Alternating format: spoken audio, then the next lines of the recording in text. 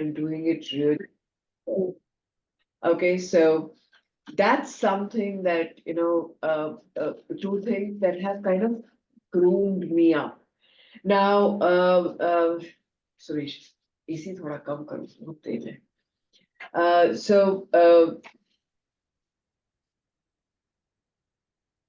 I started off, grew up in Ambernath, and then 3 years in Thane.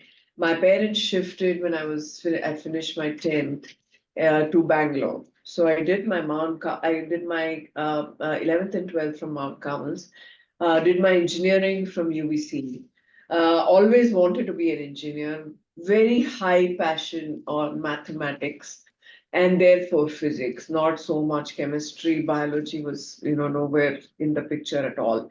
But I'm a very strong mathematician. I'm a very strong, this urge to solve problems is there. So I play Sudoku a lot. I play a lot of games on my phone and stuff like that.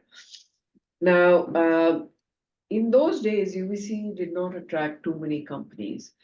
And I think we had two companies that visited us. One was a marketing company, and coming from the background that I came from, very, very protected, very shielded. I didn't have the chutzpah for marketing, so didn't get selected there. And the other company was L&T, and they wanted only men. They didn't even want women at that point of time, right? So both companies didn't get selected, had to fend for myself. So this company called CITL is Citicorp Information Technology Industries Limited, an offshoot of COSL, Citicorp Overseas Software Limited, which was a captive of Citibank. Because it had that Citicorp tag and they let out an ad in the paper, my mother saw that ad and said, go for it. So it was a day-long interview process, started with a test, ended with, a meeting with the head of CITL. There were exactly 15 people at that point of time in CITL. They hired about 25 of us. We made it a 40 people company, absolutely made in India company. But I think joining that company helped me become who I am.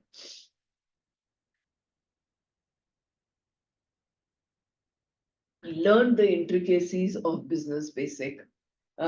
Started as a developer, got married, moved to Mumbai, took a break because my husband got an assignment and we had to go to Australia.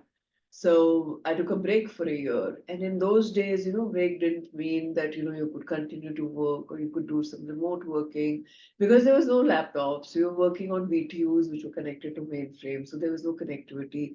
There was no Wi-Fi at home. So I don't know how many of you have lived in an era where there was no Wi-Fi at home. There were no mobile phones. There were only hand phones. And at that point of time, at just during that period, you had started to get wireless phones at home. So those phones, Panasonic phones that you could walk and talk around the house, right? Um, so took a break. Because I was on a break, I took the advantage of, I was saying that, okay, let's get pregnant. So I was pregnant when I came back. It was in my 7th month when we came back, and I had to travel back actually because I was in my 7th month. After that, it would have been very difficult to travel back. Um, came back to iFlex, Settle at that point of time. Settle. I came back to Bangalore, so I called up from there, and I used to keep in touch with my manager in Mumbai, and I called him up and I told him, I said, I'm coming back. Uh, I'd like to go back to Bangalore and not to Mumbai. And he said, that's fine, you can go to Bangalore. The reason I wanted to come back to Bangalore was because support system was here, mom was here, and I was pregnant. I needed somebody to take care of my baby. And came back, came in, and obviously I was 7 months pregnant. So I told the HR guys, I said, see, I can join now, or I can join after, my child is big enough and stable and I can join. So they said, no, you join immediately. So lesson number one, if you've done well in your career, even if it is 3 years in the career, people will want you back. I still remember I was in a new office, the old office they'd given away, they'd taken a new office on MG Road, and a lot of new people in 1 year. It's a startup, growing startup, so a lot of new people. They didn't know who I was. I knew very limited people in the organization, but I had three assignments that day, and I could choose what I want to do, right? Um, I worked for 2 months before I delivered, almost to the day of delivery. Took a break for my pregnancy, came back, and you know, uh, worked really hard because we were releasing FlexCube, which was our prime product in banking software. It was based in Oracle technologies in those days. Client server technology. Nobody had heard about client server technology at that time.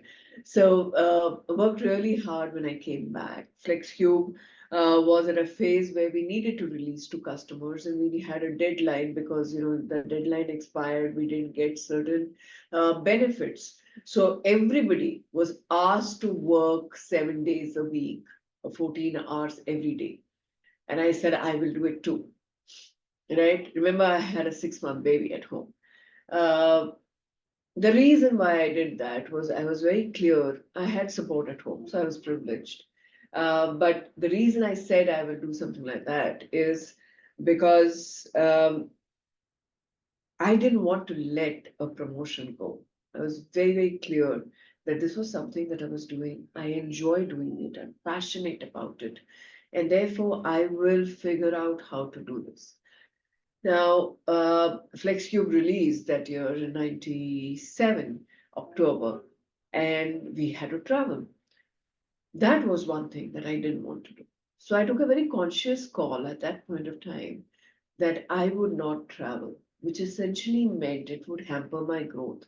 But it was something that I said is necessary because I want to spend time with my son. I want to put him to bed in the night. I want to be there when he wakes up in the morning. I want to experience those joys, right? So I decided not to travel. And I did a lot of work. I did work for two people. I was the first person who got a laptop in the office because I said I need to go back home early. I need to, relieve my mother. I need to, in those days I didn't have a cook, so I needed to cook. But I will extend my work hours. So I used to go back home, cook, put the son to sleep, and then open the laptop and do my night shift, literally. But again, if you are doing well, you will get exceptions. That's something that I learned and was reiterated throughout my career. Um, in 99, Alok, my spouse, needed to shift to Mumbai. And we took a very conscious call that I will not move because Adi, my son, had got admission into a creche, which was going to be the foundation for him to get into NPS. And most students, children from that creche and that Montessori got admission into NPS. So I said I don't want to lose that advantage, and I want to stay here. And one night that year, Alok was away for a year. One night that year, Adi asked me if I would leave him too, and that stuck. So I actually went back to my manager and said, I'm not going to be away from Bangalore for a night. So even if you need me to go to Mumbai, I'll do a day trip. But I'll be there when he is going to bed, and I'll be there when he wakes up. So for about 7 years, I did that, which essentially meant that I needed to move into an arena from development and support to testing, right? So I took up a career which was a QA based career, essentially because again we were still a startup, right? We were still growing, and we were working really, really hard. Now, in those days, we had moved away from 18-month release cycles to 4-month release cycles, and literally the development team was working and the development leaders were working throughout the year because that's the churn that we had. But if you were in QA, you needed to do it only for 4 months. because the last month of that 4 month cycle was, or a 3 month cycle was the QA cycle. So instead of doing it for 12 months, I could do it for 4 months, and I had 2 months in the middle to do other things that my family needed me to do. So I took a conscious call, moved out of development into QA. Now all of us understand the fact that QA is not as highly regarded as development. And if you have worked in QA for 7 years, it takes time to veer your career back. But at some point of time, you need to do that. In 2004, my manager came to me and said, "Are you willing to travel?" So I said, "I'll ask my son." So I went back to him. He was very happy. He said, "Mom, go. Like, I need freedom now." Right? And uh, get me some gifts, right? You can travel as much as you want, but every time you come back, you have to get me a gift and you have to get me a red t-shirt. Exactly what he said, right? So I said, okay, I will travel. So he said there's an assignment in Montreal and I need you to take it up. So I said, in Montreal, are you joking? I'm a QA person. I've not done development for such a long time, and you want me to go to do a client implementation. I've never done that in my life. You want me to lead it. It's a red customer. You want me to convert it to green. So that was the first time in my life I thought life was being unfair. It was so wrong. I threw tantrums. I rebelled. I said, I'm not going to do it. And bless couple for being as stubborn as I am. He said, no, you have to do this assignment. So I went out, found myself a job. I wrote a really shitty resume. Actually, I was meeting the head of Hexaware in in the Gateway Hotel, which is now, I think, a Taj Vivanta property. And he said, Sheelam, I'm glad I met you, because if I just looked at your resume, I would have rejected you. I don't know why I wanted to meet you, but no, the resume was really shit. I still have a copy of that, and I can relate to the fact that it was really not something that reflected my brand, right? Lesson number two, brand is important, and building that perception and doing that communication in both oral and written communication is important. So concentrate on your resumes. Think about what you're putting there. Are you using words like I'm managing, I'm delivering, or are you putting words like I'm leading? Okay. I Are you just talking about what you did, or are you talking about the outcomes that you delivered and the outcomes that you led, and how it helped the customers and how did it help your organization? Because if you don't do that and your resume does not reflect that, there are highly likely chances that there's somebody else who's doing that. Women and men, but more women, tend not to focus, specifically if you come from engineering backgrounds, tend to focus on what they delivered. They focus on the how. We're born that way, right? We like the intricacies of the how, the intricacies of the execution. We get all totally jazzed up by that. But that's not what the world wants to see. The world wants to see a brand, and the world wants to see how you communicate your brand, because your communication delivers trust to the other person. If the other person has to trust you, you have to first be confident about what you're doing. And that confidence is going to go out and get you to deliver that piece of work and actually get you that job. So that was lesson number two, right? I really thank that gentleman for doing that. I got that job. And I said, I was sitting in Canada at that point of time when I got that job. And I told myself, if I can get a job, then maybe I'll do this assignment. If I fail, I'll still get another job. So I continued with iFlex and I did that assignment. And that assignment actually changed the way I saw myself, right? And that's why I'm very thankful for Kapil, because he recognized potential that I didn't see in myself. He gave me an assignment that I would have under no circumstances taken in my entire life, and I wouldn't have been here sitting in front of you talking to you.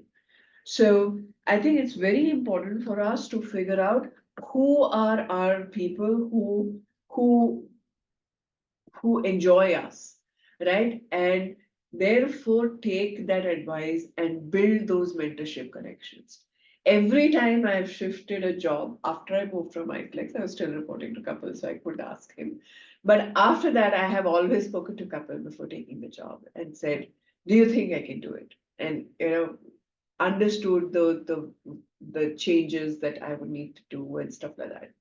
Even now, right, 20 years later, 15 years later, when I shifted into this, he said, "I don't even know you." I said, "No, you do. And you have to tell me, right, whether this is something that you think I can become and get into." So mentorship is the next key cornerstone that is important. Um, Doing that role was very, very important for me. One of the reasons that I left iFlex was because Citadel had become iFlex at that point of time, and it had then been acquired by Oracle. But at the time that I was there, it was still not OFSSL. It was still iFlex. And one of the reasons that I left iFlex was because I realized I was not learning anything new. And I realized that if I spend more years at iFlex, the ability to find myself a job may become very difficult.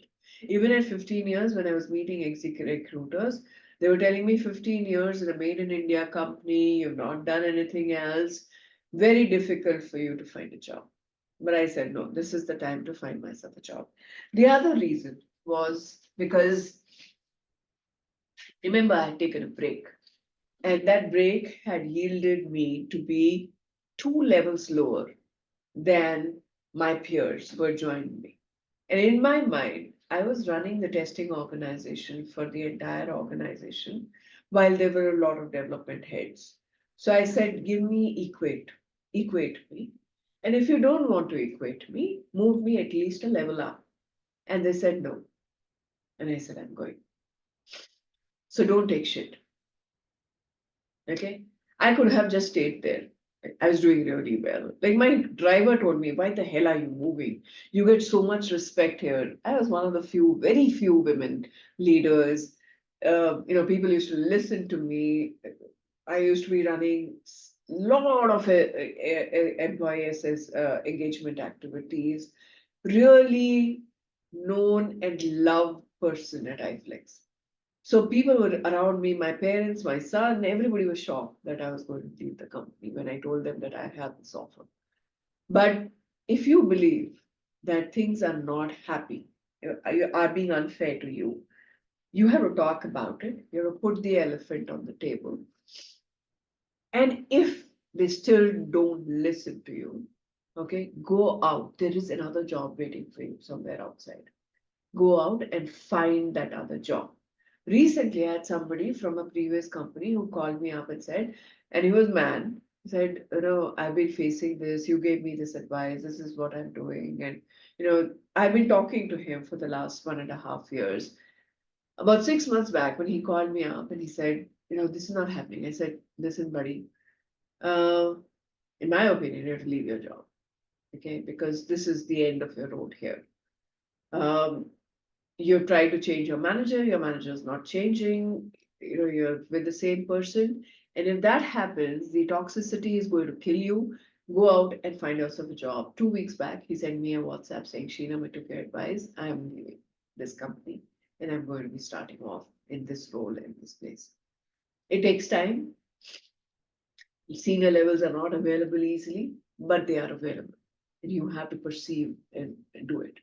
So that this advice to you is, if you think life is being unfair to you at a professional journey, put the elephant on the table.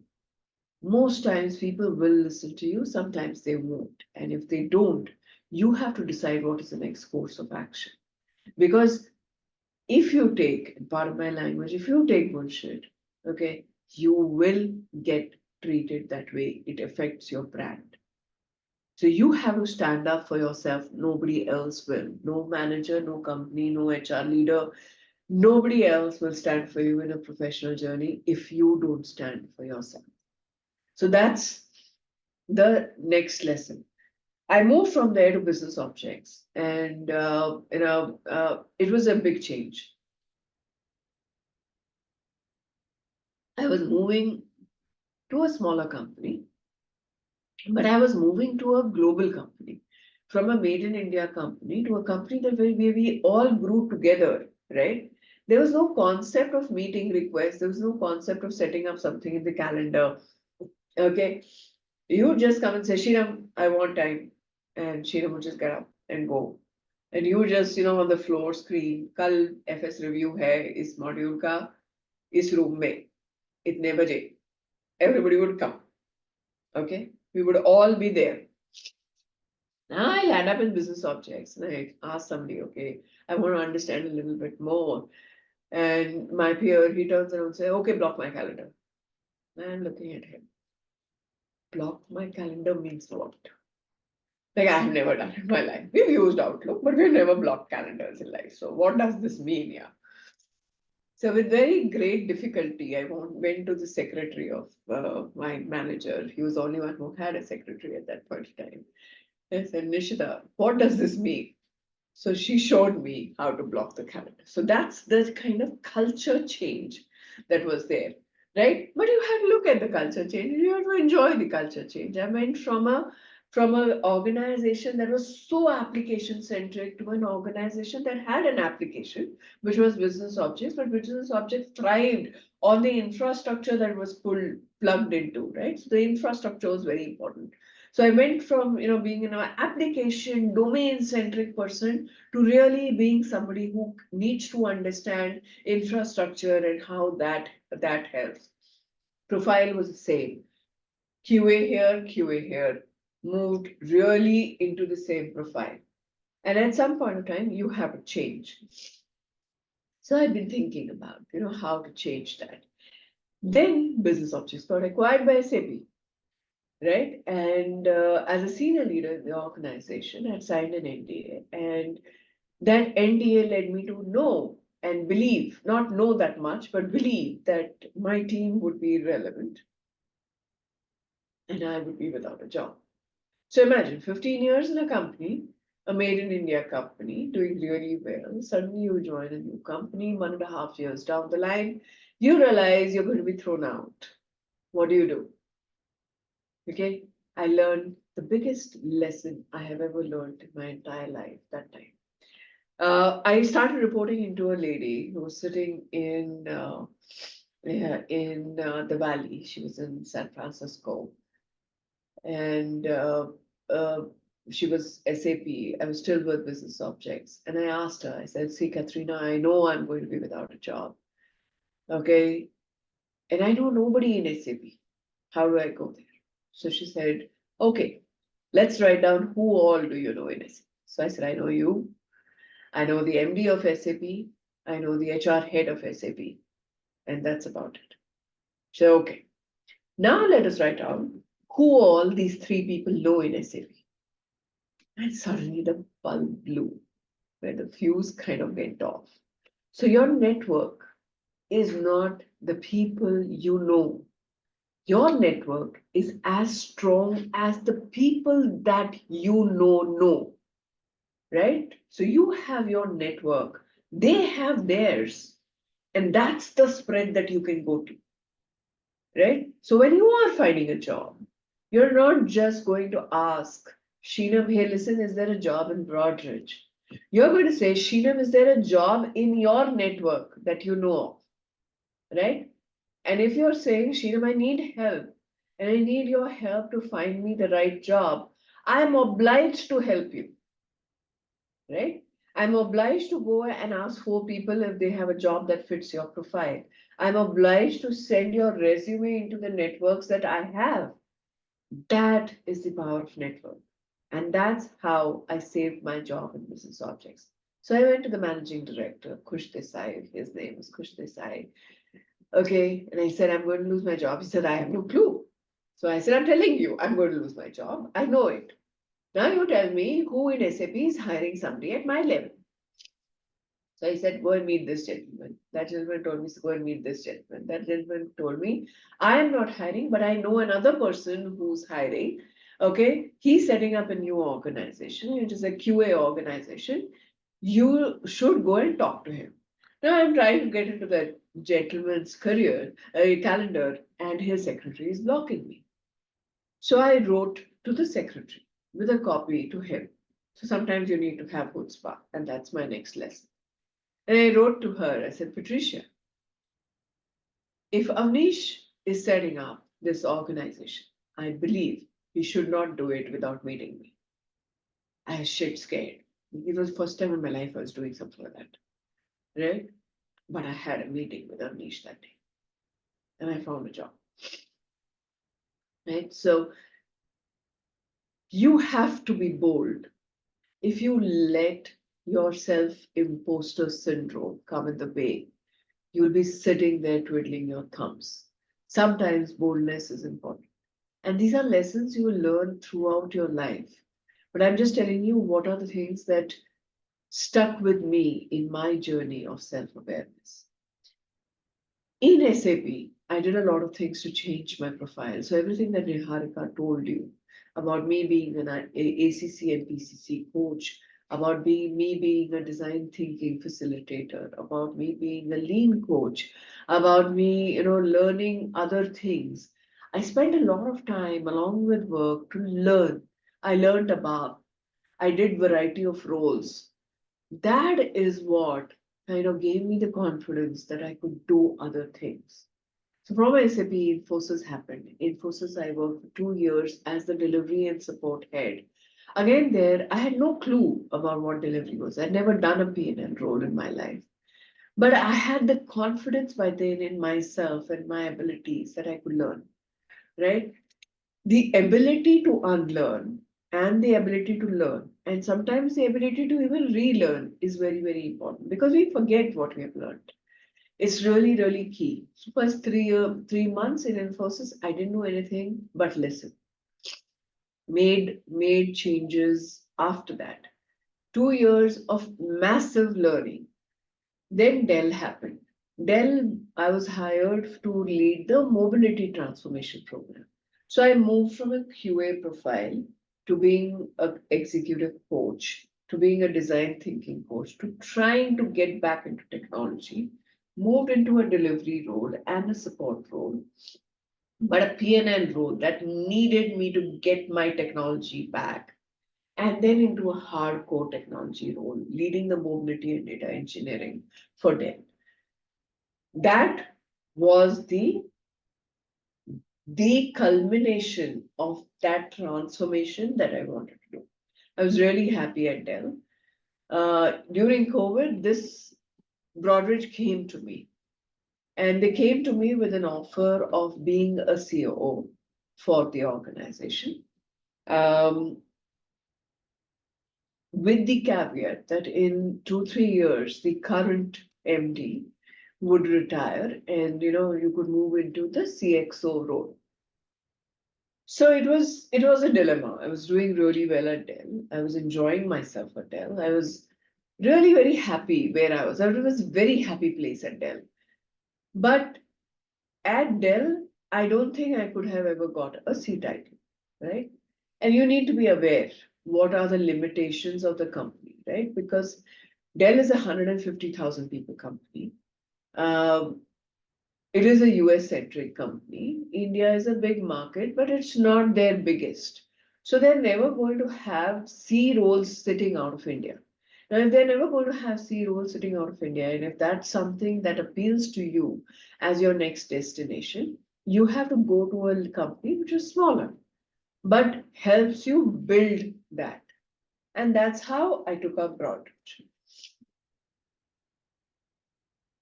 Life has been, life has not been easy. It has been difficult.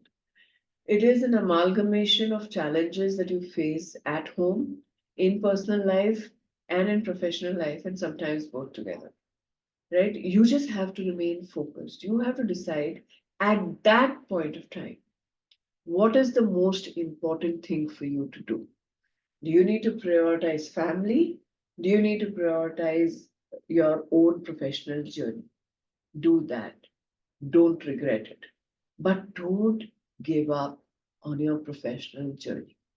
Now, I understand the 180 of you that are there on this call right now have taken a break. What are you doing to keep yourself relevant? Right? Now, when you take a break, you will still be able to afford an hour for yourself. Now, in that hour, what are you doing to help yourself become and keep yourself relevant? What are the skills that you're adding to yourself? What are the things that you are learning? And it need not be just AI now. It could be, concepts of agile. It could be concepts of lean. If you are in the technology world, if you're in the QA world, it could be how automation is done right now. If you come from operations, you'll think about how Gen AI can help operations, right? Are you participating in hackathons that are being run across the industry for such people? And brushing up your skills, right? Both from a product perspective and business perspective and a technology perspective. Because what people are going to see in you is not what you did 10 years back or 2 years back or 5 years back. They are going to see whether you have the ability to learn, whether you have the ability to lead after that, whether you have the ability to take the ownership and deliver. Okay, whether you are focused on yourself as a professional and you display to them that you're confident and you're worth their trust, they're going to hire you for that. At this point of time, Niharika, I'm going to stop talking. I think I've been talking for a really long time and open this up for questions or anything else that you would want me to answer. Yes, Sriram. So already girls have started posting their queries because they want to know more and for specific situations. So it's let's start with this Q&A so it's easier for us to answer and understand what exactly they are looking for. So the first question is, let us know the struggles you face to come for this great position. So I hope you have already briefed it a little. If you want to add some incident No, into I this. think I talked about it. See, I'm not a person who focuses a lot on struggles. I'm a person who focuses on what I learn from it and how do I move forward. And I'll give you a simple example. One of my assignments, I had men who were trying to bring me down. And I am a very emotional person, right? I used to hold my emotions right here, ready to pour out. So, what happens in a scenario like that is that you are reacting and not responding, and people around you take advantage of that because then they categorize you as emotional, they categorize you as aggressive, and stuff like that. Now, you can decide that the world around you is being unfair. But early in life, I knew that if I had to change something, I had to change myself and I had to change my own behaviors. So I started to think about, and I took help. I took external help um, as to how I should, manipulate these situations. Simple things were given to me as tools. Drink a glass of water. Say you want to go out, you want to take a washroom break. It brings your emotions down. Okay. If you think you're going to react and not respond, okay, start counting from 10, 10, 9, 8, 7, 6. It takes time. Right now I know it. Now I start counting from 20 or maybe 30 sometimes. It reduced what I was doing. Simple things like negotiation skills and influencing skills, right? My coach at that point of time told me you should um, you should own the room, which essentially meant that if there were 10 people in the room and you were going to say something that was controversial and present something that some people may have an objection with, you should ensure that you have at least talked to your promoters before the meeting and aligned with them so that when you are presenting, it's not just you saying this is a good idea, but four more people in that room of 10 saying that's a good idea. Suddenly, the people around you will shut up. Okay, so a lot of things that converted my problem situations into what could be done to change it for the better. So my suggestion to you would be, if you are not able to think about what the answer to your problem is, ask around and ask people that help. Somebody would have faced that situation and would be able to help you. Now I understand you are on a break, so you don't know, there's nobody around you to ask. Okay, your spouse is working. Okay, ask your spouse. Okay, ask your siblings if they're working. Ask people in your family who's working. Ask your friends from your previous company, what do they do in a situation like that? Because they are your network, right? Ask your previous managers. Take feedback, go to your previous managers. They don't manage you any longer. Okay. And they will be very willing now to tell you what they didn't like about you. So they will tell you how to overcome that. Right? So figure out who around you can help you in that particular situation. That's how, you kind of overcome the problem on the table at that point of time. Thank you, Jinam. So that was quite insightful where you have managed to put in the networking concept with your leadership journey.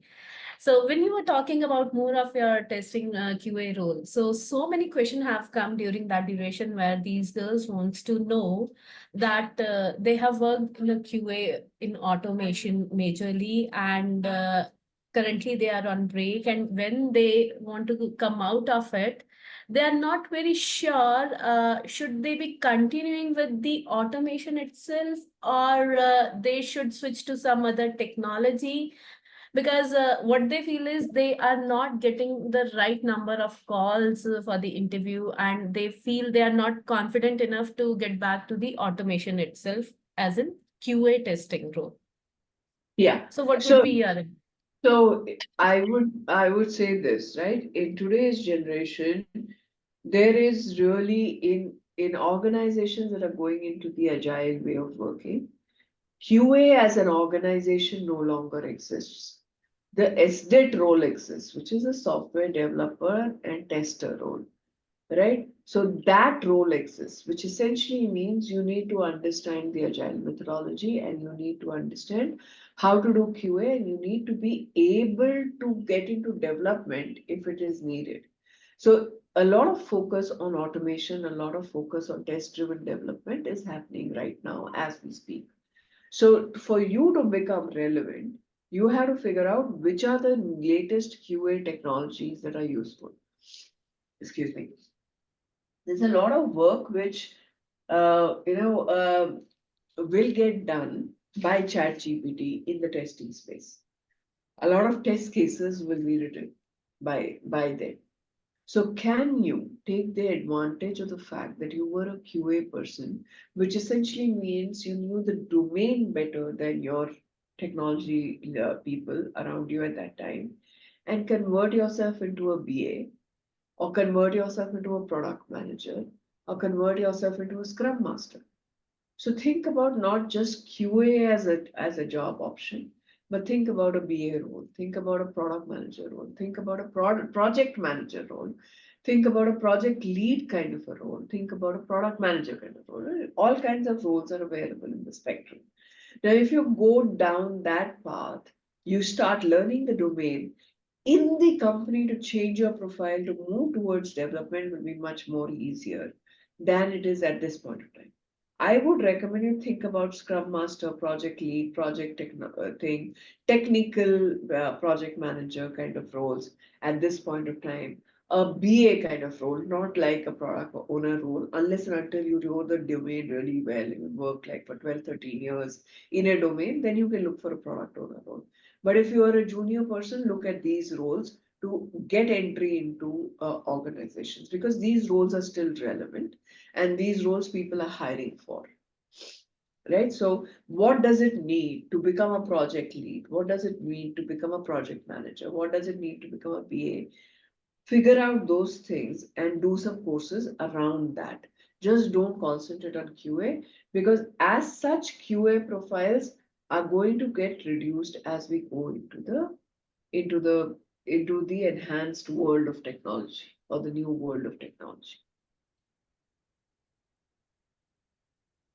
Thank you, Shinam. So we have a lot of more questions, so I'll keep asking these questions. And I have my colleague Avneet also. So she's working closely with this lady. So I'll request her to take up these questions for you. Yeah, Okay? Yeah. Avneet, over to Hi, you. very good morning, Sriram. I was very, very keenly listening to each and everything you shared, and it is so, so motivational and inspirational. Those who are not speaking here are also very, very touched with the story. And coming from, as you started, that I come from a very humble background. So staying rooted from where you're coming and growing, that speaks about the person. So thank you very, very much for joining us today, and it's a great pleasure to speak to you here. absolutely. So moving to the questions. Okay, so few of the questions which are already related to the technology only, and if you can also you can see the questions on your screen as well in the QA section. So I will read Sarah Fatima's question. Hi, ma'am. I would like to know how you determine which technology would be the best to proceed with when a lot of different trending technologies are available. So I feel that some bit of it you have already answered, but if you would want to add a little more to it. So I think, Sarah, when you're coming back, right? Let's assume you work on AI/ML and there are no roles in AI/ML. What do you do, right? So my thing to you would be to look at some kind of a generic technology, which is like a Java, while you do something niche too, right? Java .NET skills are not going to go away from the market at any point of time in the near future. I don't see us moving away from these two technologies in the next 10 years. So my recommendation to you is, even if you want to do an AI/ML kind of a role, ensure for you to get back into the industry, you have Java, AI/ML skills, you know Python. Those are the kind of things which people will always be hiring for, right, for the next 5, 10 years. So my recommendation would be to pick those. Don't go into I want to learn Gen AI and all the fashionable blockchain things. A lot of companies talk about it, we also do, but the amount of people that we have working on that is very limited, right? I have 3,500 people in engineering. The number of people who work in blockchain maybe 8, 10, 12. The number of people who are working in AI/ML would be 40. But the rest of the people are working in Java and .NET, and that's where the opportunities lie. So, you have to pick up not just niche, but you have to pick up stable technologies when you're getting back into the industry. Does that help, probably? Yes, definitely. Thank you so very much, Sheena. So, coming to the question asked by Itcha, she says, what if we do not lead and took a career gap, say 2 years of experience only? Then how should we build a resume, and what are the points we should mention in it to order and to land to a job?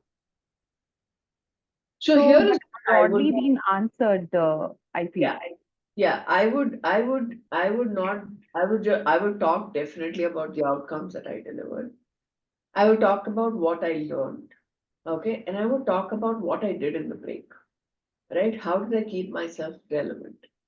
And I would also in the resume, if not in the resume, at least in the cover letter, indicate what is it that I would bring to the table if I was hired.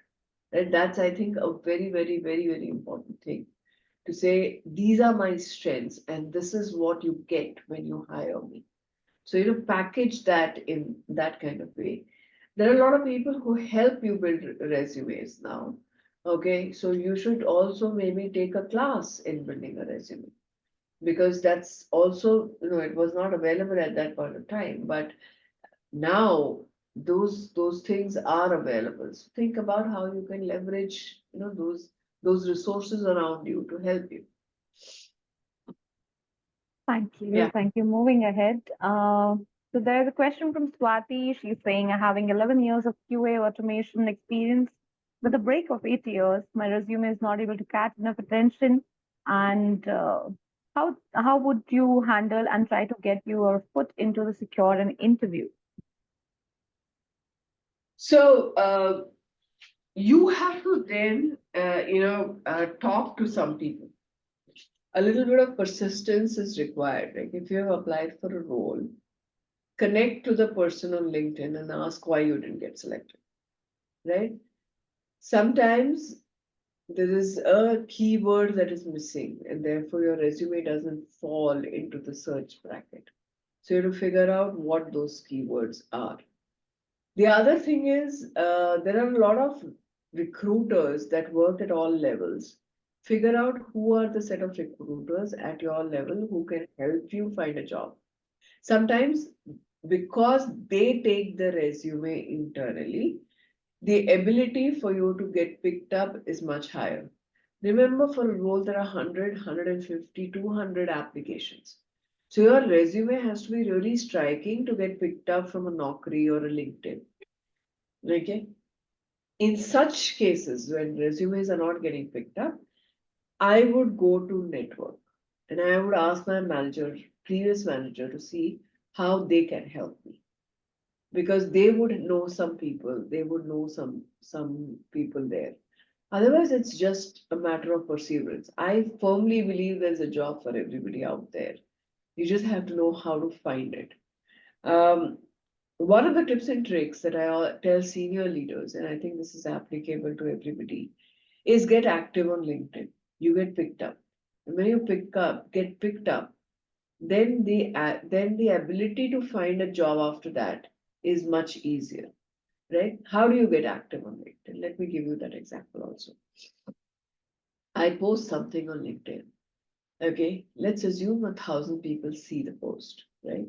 It Some people have seen it, some people have liked it, so 1,000 people see the post. Now I have reached 1,000 people, but from that 1,000 people, not more than 100 people actually place a like or an emoji on my post, which essentially means those 100 people are better viewed on LinkedIn than the balance 900 because they've done some activity. Then there are 10 people who will post a comment on my post because they find it relevant. Those 10 people get higher in precedence in the search engines.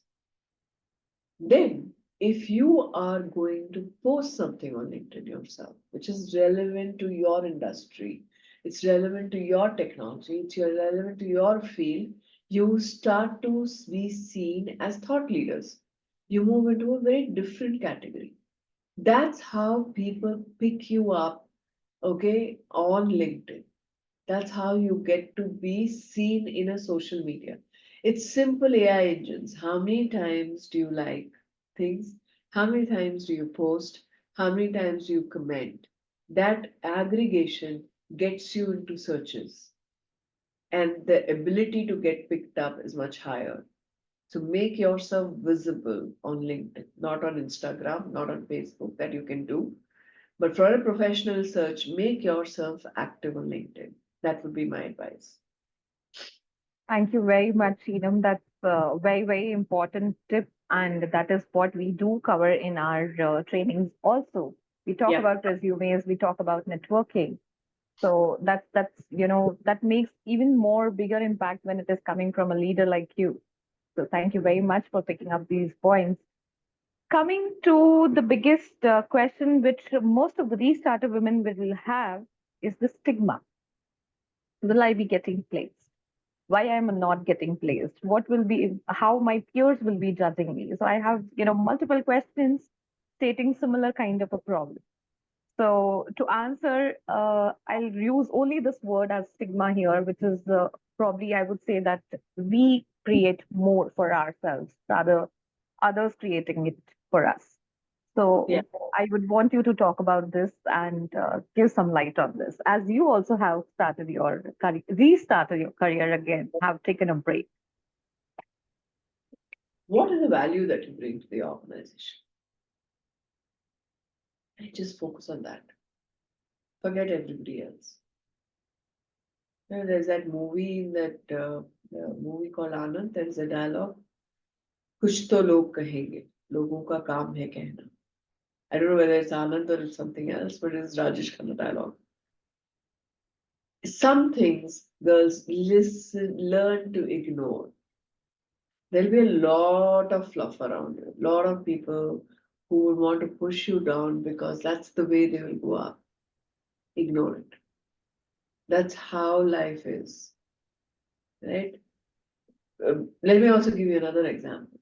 Have you seen a cow eating? When a cow is eating, takes in a lot of things around into her mouth, okay, chews on it, and then decides what goes into the stomach and what gets thrown out. That's what you have to do.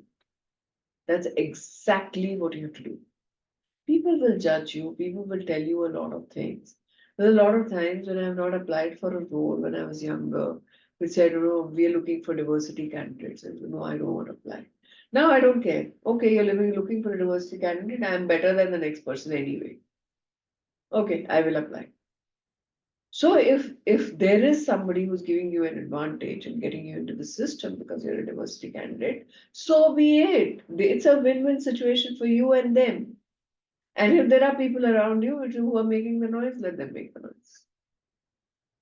Your People are work, there to make the noises. yeah, their work will shut them up at one day. That's all I will tell you. It happens to all of us. All of us. Okay? If you're a woman, it happens more to you. You learn to ignore it. You develop a very thick skin. It's okay. That is what my recommendation. Thank you, Shinam, and completely agree to what you're saying. So I hope, this answers a lot of questions here in the question box also. Anu had written, I am facing the same issue. My bosses are categorizing me as an emotional person. So yes, that answers what Shinam just shared with us. That answers your question too, Anu. Moving ahead, I am into QA as well with 7+ years of experience. I took a break immediately after, checked for freelancing and not earning even 1% what I was earning. But it made me feel that I am not away from the world. What will be your suggestion to go back into the world, the different career options apart from test? Ask for it. I have already said this, get active on LinkedIn, write about it, the different career option that you have, show thought leadership in it. See, hiring women is a business case. Okay, and why is it a business case? I think you should all know this. We bring to the table a lot of different aspects of leadership, lot of different aspects in the way we look at things. Most women, and I am categorizing here, and I'm aware that I'm categorizing, but most women are have higher EQ than men have. And that's a very important category of leadership or skill that we need in the environment today. Why do you need it? Because the entire world is moving towards personalization. If I look at something on Amazon on my phone, okay, Facebook gives me the same ads. I know that is an intrusion of privacy, but there's a degree of personalization that's happening over here, right? Now, when your customer is asking you for personalization, the EQ that you bring into the design process is something that is unique to women. Okay, the way we lead, okay, most of us are servant leaders. That is very different from how most men lead. So that balance in the ecosystem is extremely important and extremely crucial for us to have, right? And that is a very strong business case. I can get a little bit more technical as to why we need different people in our workforce. Our customers are different. Okay, so if I'm selling an app on or an ICICI app, for example, right?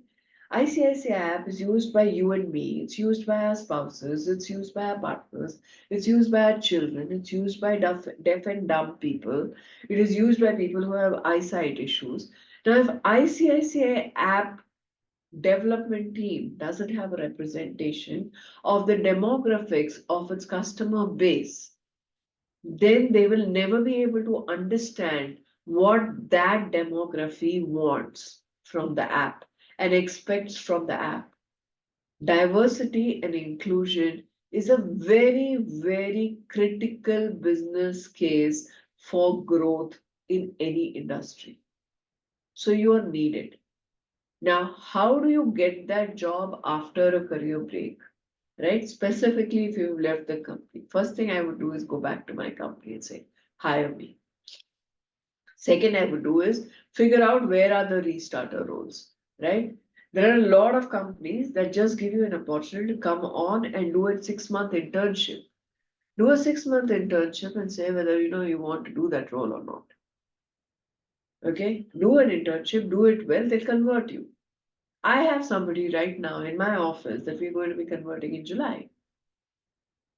Right? And she reached out to me. I'm telling you, she reached out to me out of the blue. And she kept pinging me on LinkedIn. Ma'am, I want to work for you. Ma'am, I want to work for you. Ma'am. Finally, after like the seventh or eighth iteration, I picked up her resume, sent it internally, and said, get this lady interviewed. And if she has, this was exactly what I said. I said, if she has the attitude, we'll teach her. Because that kind of resilience, okay, not a lot of us have. Not a lot of us enjoy that. And that's brilliant, right? If somebody reaches out to me on LinkedIn, and I just did this for two women, okay? We're going through an environment that's tough. Okay, businesses are not doing very well, which means there are a lot of layoffs, and senior level layoffs is not easy. I'm talking to women whom I don't even know. I've never met. I don't know how they look. They're not in the same city. Somebody's sitting in Boston, somebody's sitting in Philadelphia, somebody's sitting in Hyderabad, somebody's sitting in Pune. But if they reach out for help, something in me says I want to help. And most people will be like that, right? And maybe, you never know, that person may have a role for you. You don't know. So, you have to take control of your own destiny and see how you want to get that destiny out. The fact that you're associated with Harki is, I think, brilliant because these guys will help you, build your profile and build that confidence and build that trust. But it has to be beyond that, okay? Because it has to also give you happiness in what you're doing, right? So take control of your life and figure out like that network of networks. That's really powerful, right? You are here. There are four bubbles around you. There are four bubbles around each one of them. There are four bubbles around. Think about the impact, right? And that's very powerful. I'm telling you, it's really powerful. And the amount of people that I have been able to help, the amount of people who have helped me help somebody is phenomenal. So that is critical for you to do. Okay, you have to take control. If you go through an interview process and you have found out that you've not gone through that interview process, sit down and write why you didn't go through. Be critical of yourself. Being self aware is important because nobody else can be as critical about you as you yourself without you getting offended. Okay? If you write down everything that you think did not go well, next time you will not repeat it, and your chances of making it up is much higher. Much, much higher. That is what I would say. I mean, Thank you so very much, Sreenam. And I would want to unmute a few of participants and let them also talk to you because I've seen a lot of thank you and inspirational messages flowing in. So we'll start with Deepa. Deepa, you can unmute yourself and talk to Sreenam. Yeah, thanks, Avanit. Hi, Shinam. This Hi. is Deepa here. I'm from Hyderabad. You are really a true inspiration to us, actually. One question I wanted to ask you is like, we are currently looking a chance for a bounce back, really a good bounce back. But after getting, I mean, after some applying jobs in Naukri or LinkedIn, whatever it may be, after seeing a gap in our profile, we are just getting the jobs are getting applied only reply after waiting for a long time, which I am getting is your profile is really impressive, but we are not going forward with your application for this time. So after having, I am a Oracle DBA with 9.6 years of experience, and I had to take break of 2 years so that I can take care of my kid. So really looking for a chance to get restarted with my career. So as you mentioned, really looking for forward for a help, at least in our network or in through LinkedIn or whatever it may be to restart ourselves. We are looking forward for that kind of help. Here's what I would do, right? And this is what I tell anybody who reaches out to me. If you're applying for a job, let's assume you're applying for a job here in Hyderabad, and you're applying for a job in SNP or ServiceNow. Okay? Find out who in your network is in ServiceNow or SNP. Who in your network is in these companies. Go to them and tell them, send my resume. Ability for your resume to get picked up is much higher. Okay. Okay? That is what I would do. If we don't have any network, I mean, any people who are known in that particular organization, what would be the path? Add the person into your network. Okay. And also, I wanted to know, I the will do path that. for. Send a request on LinkedIn. Sorry. Send a request on LinkedIn. Add the person to your network. Okay, And then sure, send them the resume. sure. And also, I wanted to know the path for moving me as an Oracle DBA. I wanted to come out of it from to a newer technology. I wanted to move a newer technology like AI, Agile, or anything which is relevant. Can you suggest? That would be helpful. So to me, Oracle DBA is more relevant than AIML. Ability to Okay. find a job as an Oracle DBA is going to be much higher because that's something that people need, right? But as per latest requirements in Naukri or LinkedIn, I see most of them are moving to PostgreSQL compared to So, Oracle. so learn PostgreSQL. Okay. That is what I would have advised. See, for you to jump, for somebody to hire an Oracle DBA in PostgreSQL is easier than to get your first jump, first bounce in AIML. It's not going to happen. Okay. That's why I said earlier, learn Java, learn .NET. Don't think about AIML. When you are restarting with the aim of doing niche technologies is not going to happen. It has to be a slow step-by-step process. Okay. Thank you. Thank you, Deepa. Thank you, Sreenam. We'll take up the next question with Ritu. Ritu, you can unmute yourself. And would request if you can switch on your camera, it'll be great. If possible, yes. Hello, ma'am. Actually, I'm going through fever right now. I'm down with fever, so No problem. yeah. Actually, ma'am, I wanted to ask. I have been trying to learn new things, and I guess I can really learn fast. But I got some interviews also. But whenever I'm being asked about this career gap, since I have a huge career gap. So I get nervous and sometimes I'm not even able to speak there. So can you suggest Why something did for you that confidence? why did Sorry. you take why did you take a career gap? First, I was sick and my father left us, so my mother was all alone. So it was all, I was also sick. My mother was also sick. I worked for a startup at IIT Delhi for 1 year and 2 months. Hmm. So since then we all were very stressed. Then I tried looking for some work from home jobs or some other jobs, but I couldn't find any. Since I am in a small town. Then I uh, I got married and moved to Mumbai.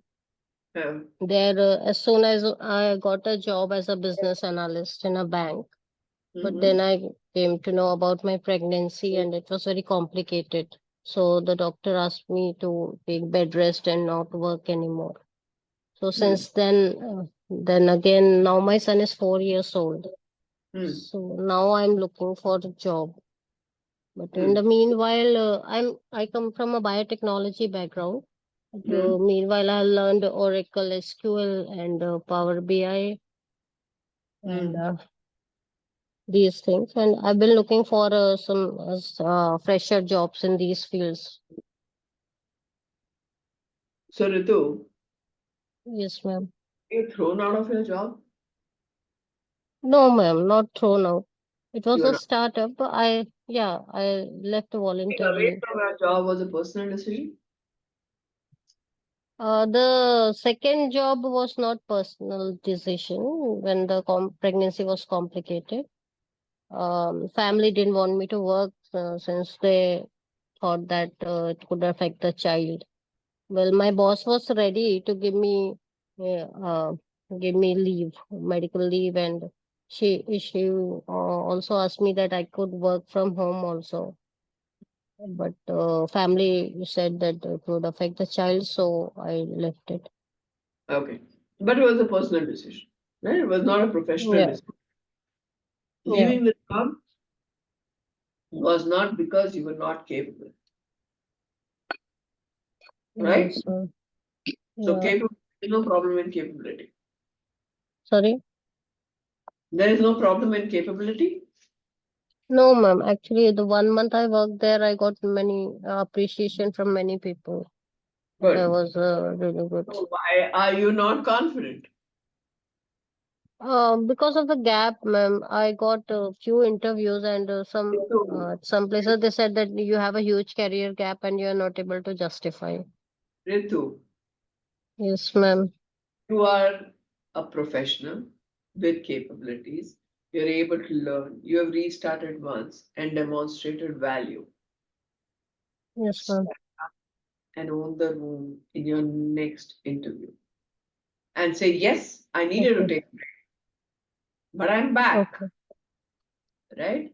And Yes, I ma'am. have Yeah. capability, I have skill, I have the ability, and I have the Yes, ma'am.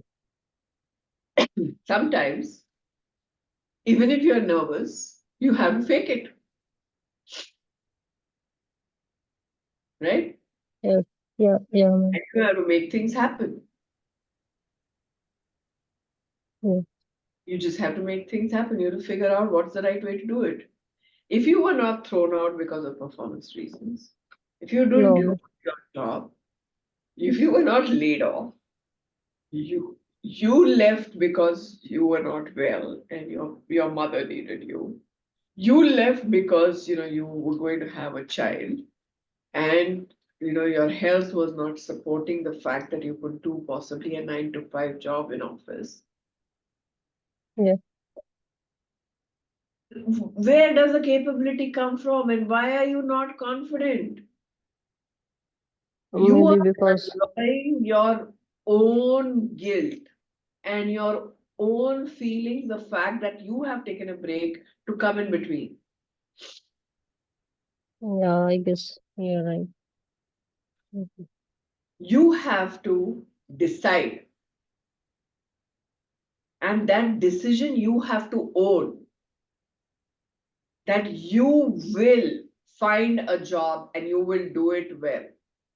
Stand up and or sit down in front of the person and say, yes, I took a break. I needed to take a break. It was a very personal decision. It was the right thing to do at that time. Today I am ready. I know I haven't done too much and I'm starting off. And that's the reason why I'm asking you for a fresher job. Give me a fresher job. Try me. Yes, ma'am. I'm sure you will not fail.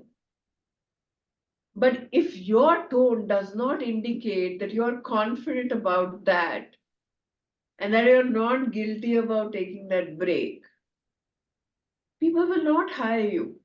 We have to stop feeling guilty that we took a break. At iFlex, I said this. At iFlex, I had salary which was 2 levels lower than my peers. Today, I make more than them. I am very confident about that. I don't know their salaries, but I make more than them. I can tell you that. It's because I refused to take shit. I was nervous. It was not as if I was not nervous. I came from a protected background. I went into a protected environment, which was a made in India company. We had no exposures. I didn't know how to block calendars. I told you that, right? Yeah. Yeah. But you have to take control of your life. And you have to say, I'm going to make this work, man. Nobody can stop me. If you don't believe it, how is that other person going to believe it? Yeah, that's right. Do this for me for 21 days. Stand in front of the mirror and say to yourself, I'm good and I'm going to find myself a job. 21 days every day, repeat it to yourself 10 times in the morning. Okay, It's ma'am. Sure. I'm telling you to do it. Yes. First 2, 3 days are going to be really I'll do difficult. it. First 2, 3 days are going to be really difficult. You're going to cry, but it's okay. Cry, but don't leave it. Kudos to Okay, you, ma'am. Sheenam. Thank you I'm so much, so, ma'am. so thrilled. I'm like listening to such a motivation and such great examples of you're filling the candidates with lots and lots of positivity and confidence. I'm sure you can see the messages coming in for you and the appreciation which is coming. So this is wonderful. Uh, Owing to the time limit, but there are a lot many questions. If you may allow me to take one more question, if that allows. Okay. We can do 5 minutes more. Yeah. So, okay, I'll pick up Narita. Narita, you can unmute yourself, and this will be the last question we will be, taking. So, Narita, go ahead with your question. Yes. Hi, this is Narita. Thank you so much, Sheenam, for sharing your story. It was really inspiring. My question to you is, as you have been a leader for so long, for women like us who have their long-term goals of being in leadership roles and leading a company or something like that, I know it only comes with experience, but as of now, what can we do? How can we prepare ourselves for such leadership roles from now on? Can you give us some pointers? I think learn to lead with integrity and learn to lead with empathy. Those would be my 2 things that I would leave you with. Um, People, if you're a leader, you're watched every day. You are watched every minute. Your actions are watched. The way you talk is watched. The way you behave is watched. And if you are not walking the talk, then people were never going to listen to you. Okay. So I would really think that the first thing about being a leader is to lead with integrity and authenticity. The second is start thinking about why something is happening. You are doing a role which is, a small role. But if you start to think about how is this role or how is this team helping the larger organization, you have become a leader by yourself. Because the moment you start thinking about that, then you start thinking about how can I make it better? And how can I make it better? And in that process, you start getting better, you start adding more value, and you start growing. If you contain yourself to the task that you have and you treat it as a job and not as a passion, things will be different. For you to be a leader, for anyone to be a leader, You have to have the ability to say, इसको थोड़ा और better कैसे कर सकते हैं? And I'll give you an example. At Dell, I had two freshers who came to me and said, "We want to meet you." They were in Hyderabad. I'm based in Bangalore, and they figured out that I was going to be traveling. They wrote to me, "Sheena, we're going to be here. We want to meet you, and we want 1 hour in your calendar." 1 hour in my calendar is a lot of time. Okay, so I said, "Why? Trust me, you will not regret." That's all they told me. So I told Lata. Lata was my secretary, still is my secretary. She moves with me literally. And Lata, de do inko ek ghanta. I like the chutzpah. I like the fact that a fresher is writing to a vice president saying, "I want 1 hour of your time." I met them, and they came. They were in data. They came to me and they said, "We've developed this, and this is how we are going to make ourselves redundant. Next year, we won't be doing this because the system will be doing this task." I have never forgotten them. If I have a problem and then I would go to them and say, "I have this problem. Get me a technology solution." They have moved, literally moved up in the value chain. Now, how many men do it? No. How many women do it? Zero. Think about this not being a job, but being a passion. Think about how you can make your life better. Automatically, you will get noticed and automatically you will move up. That is the number one thing. Remember, at office, this is the pyramid. The person on the top is only one person. You start here, but as you move up, the number of people who can move up reduces every day. If you are as good as the next person, twice is going to be difficult. But if you are going to demonstrate that you're better than the next person, your ability to move up is going to be that much more better. And that's what leadership is. Does that help you, Nanita? Yeah, wow, that's a wonderful perspective. Thank you so much, Sheenam. I'll always remember that, and I'm sure it will help a lot of us here in the group. Thank you. Thank you very much, Sheenam. And one last message, I'm reading it for you. It's an appreciation message. It's a lovely and motivating session. And after seeing you, we felt a lot of confidence in us and understood in any manner we should not lay down ourselves. Thank you so much, ma'am. Your charm is wow. Yeah. So over to you, Niharika. Thank Thank you, you, Sheenam. Abhi. Thank you very much. Thank you you. for helping out here. So, Sheenam, it was an insightful session, and I know you have a limited bandwidth of time, so we need to take a hard stop here for this session. And it was quite an interesting session, and trust me, like me, everyone available on the forum wants me to express my appreciation for your inspiring journey, your years of experience with your depth of understanding of women career, and your ability to present this whole journey in such an interesting way produced one of the best memorable talk I have attended till date. And I personally appreciate your approach of decision making and prioritizing, where you mentioned how you have taken a concise decision of not shifting and then balancing your family and career. Your journey inspires me a lot and everyone here present today. And I plan to learn a lot from you and along with me, all the women present here. We would love to talk to you more and of course, we would like to have you on our network as well. Yeah, call me back, give me targeted questions, and I will try to help as much as I can. There is no better way than learning than other than giving back. When I talk to you, I'm thinking about two more things that I can do, right? So giving back is a very important part of learning, and I enjoy That's this. true. Enjoy making more women better. So anytime, call me back. Sure. We would love to have you on our board anytime.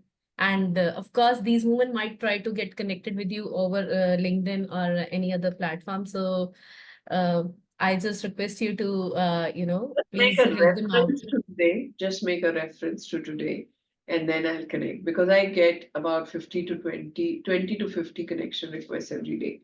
Very Yes. difficult to siphon out whom I should connect to and not. Right? So if you send me a note along with a connection request saying that, Sheena, I was in this talk, you will find an acceptance. That's so nice of you, where you have actually given them this opportunity also to connect, and where you have mentioned how you can recognize them. So nice to have you on board. So I have no words to thank you here, Shino, because people like you coming for these kind of talks and you interacting with them one-on-one is something very inspiring. And this is something Herky's portfolio where we try to give back to these women. So I hope we have taken a small step here while helping these women out. Absolutely. Thank you very much. Thank you. And no more words to say. Thank you. Thank you. Thanks a lot. Thank you very much. And women, you have the power. Go rock the world. Take care. Thank you, Safe. Shinam. Thank you. Thank you very much, Sheenam. All of us are very, very overwhelmed. Thank you very much. Take care. Safe. Bye. Have a lovely day ahead, ma'am. Thank you. Bye.